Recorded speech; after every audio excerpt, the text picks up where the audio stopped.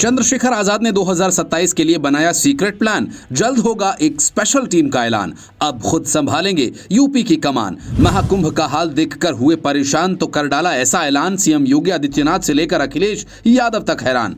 मायावती तक पहुंचेगा चंद्रशेखर आजाद का प्लान तो बुरा होगा आकाश आनंद का अंजाम। घूमने वाला है यूपी की राजनीति का पहिया। काशीराम हमेशा कहा करते थे, पहला चुनाव हारने के लिए लड़ा जाता है, दूसरा मजबूत प्रत्याशी को हराने के लिए लड़ा जाता है, तीसरा चुनाव जीतने के लिए लड़ा जाता है। इसी तर्ज पर चंद्रशेखर आजाद ने एक सीक्रेट प्लान तैयार किया जिसे मिल्कीपुर से ही एक्टिवेट कर दिया गया है। वो उस मिशन पर चल पड़े हैं जिस पर चलकर काशीराम ने एक ऐसी बहुजन ताकत तैयार की थी जिसके आगे बड़ी बड़ी पार्टियां नतमस्तक थीं। एक वक्त था जब दिल्ली से लेकर लखनऊ तक बहन जी के नाम की तूती बोलती थी, लेकिन वक्त बदला और बसपा का स्वरूप भी। लेकिन अब चंद्रशेखर आजाद ने वो बीड़ा उठाया है जिसके लिए मिल्कीपुर से उन्होंने ऐलान भी कर दिया कि 2027 के प्लान पर काम करना शुरू कर दो। और मैं आपको कहना चाहता हूं, समय दूर नहीं है, 27 भी हमारे सामने है।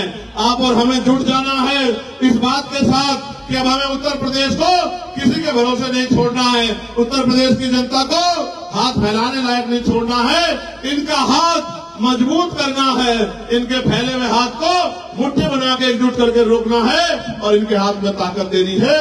इनके बच्चों के लिए अच्छे स्कूल, अच्छे कॉलेज, अच्छी यूनिवर्सिटियां, उद्योग धंधे, इंडस्ट्रियल एरिया, अच्छे अस्पताल, डिग्री कॉलेज, पॉलिटेक्निक कॉलेज और वो सब में पढ़ाई और इलाज मुफ्त होना चाहिए गरीबों का, जिससे मुख्य धारा में आ सके। पक्की नौकरी लोगों को मिले, आरक्षण सही तरह लागू हो। चंद्रशेखर आजाद उसी प्लान पर काम कर रहे हैं जो उन्होंने नगीना लोकसभा चुनाव में आजमाया था। इसके लिए बाकायदा उन्होंने भीम आर्मी और आजाद समाज पार्टी के कार्यकर्ताओं में से एक स्पेशल टीम तैयार की है जिसे मिल्कीपुर में छोड़ा गया। यहां उन्हें चंद्रशेखर आजाद ने क्या लक्ष्य दिया है आप खुद ही सुन लीजिए। और आप याद रखना, नसीम साहब यहाँ बैठे, जिस दिन आजाद समाज पार्टी का एमएलए विधानसभा में गूंजेगा, अच्छे की नींद हराम हो जाएगी जो गरीबों का अधिकार छीन कर बैठे हैं। मेरी बात को याद रखना, कोई ऐसा नहीं है, चाहे पुलिस के साथी हो, चाहे आर्मी के भाई हो, चाहे अर्धसैनिक बल हो, चाहे होमगार्ड हो, चाहे पीआरडी के जवान हो, चाहे आशा आंगनबाड़ी बहनें हो, चाहे ग्राम सेवक हो, रोजगार सेवक हो, भोजन माता हो, सबकी आवाज को पार्लियामेंट में उठा के उनकी समस्या को हल करवाने का काम हमने पुरजोर कोशिश की है। अगर ये ताकत आपने उत्तर प्रदेश में बना ली तो याद रखना कि फिर आपकी समस्याओं पे कोई जो है चुप नहीं रहेगा, सबको बोलना पड़ेगा। चंद्रशेखर आजाद ने काशीराम के नक्शे कदम पर चलते हुए पहले चुनाव हारा, फिर उपचुनाव में सपा को हरवाया और अब मिल्कीपुर में अगर जीत नहीं मिली तो प्लान यहां भी वही है। आप सोच रहे होंगे कि सपा को हराने से क्या होगा, तो ये ऐसे समझिए कि सपा की ताकत जितनी कम होगी उतना आजाद समाज पार्टी को बल मिलेगा, जिससे सीधा मुकाबला भारतीय जनता पार्टी और सीएम योगी आदित्यनाथ से होगा जो इस महाकुंभ पर घिरे हैं। सोचिए, अगर चंद्रशेखर आजाद की पार्टी ने मिल्कीपुर सपा से ज्यादा वोट हासिल कर लिए तो 2027 के चुनाव में ये परसेप्शन बनेगा आजाद समाज पार्टी एक विकल्प के रूप में उभर रही है, क्योंकि चंद्रशेखर आजाद के संघर्ष पर तो किसी को शक नहीं है, लेकिन उनकी पार्टी का अभी जमीन पर काडर उस तरीके से नहीं बना है जैसे सपा और बसपा का है। यही बात बसपा के कार्यकर्ता बोलते हैं। आजाद समाज पार्टी छोटी मोटी पार्टी है। आकाश आनंद कहते हैं कि कौन चंद्रशेखर आजाद, लेकिन जनता जानती है कौन कितना काबिल है और कितना जनता के लिए जमीन पर काम करता है। महाकुंभ पर भी जब हर नेता बोलने से डर रहा था तब चंद्रशेखर आजाद ने खुलकर अपनी बात रखी, और अब जब भगदड़ के बाद यूपी सरकार सवालों के घेरे में है तब भी अखिलेश यादव खुलकर नहीं बोल पा रहे, न ही मायावती ने खुलकर कुछ कहा। लेकिन चंद्रशेखर आजाद ने ओपनली सीएम योगी को जिम्मेदार ठहराया।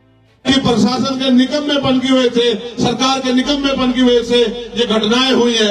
आज सरकार के पास उनका जवाब है। मैंने तो कहा था, मन चंगा तो कटौती में गंगा, यानी कि जिसका मन साफ सुथरा है उसे कहीं जाने की जरूरत नहीं है। लेकिन आप बताओ, आप तो नारा देके बुला रहे थे कि आ जाओ आ जाओ, अमृत वर्षा हो रही है, लेकिन जब ये गरीब अमृत वर्षा में गए तो इनकी जान की रक्षा भी नहीं कर पाए। मैं मीडिया के माध्यम से कहना चाहता हूं, ये हत्याएं हैं। चंद्रशेखर आजाद ने अपनी पार्टी को अब उस मकाम पर लाकर खड़ा कर दिया है जहां बहुजन और मुस्लिम समाज उन्हें बसपा के विकल्प के तौर पर देखने लगा, जिसका सबूत हाल ही में हुए उपचुनाव में देखने को मिला। इसमें आजाद समाज पार्टी का कोई उम्मीदवार जीता तो नहीं, लेकिन 8 सीटों में से 5 पर आजाद समाज पार्टी के उम्मीदवार चौथे नंबर पर रहे, जबकि 2 सीटों पर चंद्रशेखर आजाद के उम्मीदवार तीसरे नंबर पर रहे। कुंदरकी आजाद समाज पार्टी के उम्मीदवार को 13,896 वोट मिले, जबकि बसपा के उम्मीदवार को 1057 वोट। इसी तरह मीरापुर विधानसभा सीट पर आजाद समाज पार्टी के उम्मीदवार जाहिद हुसैन को 22,661 वोट मिले, जबकि बीएसपी प्रत्याशी को केवल 3,248 वोट मिले। मतलब यहां पर भी बसपा की जगह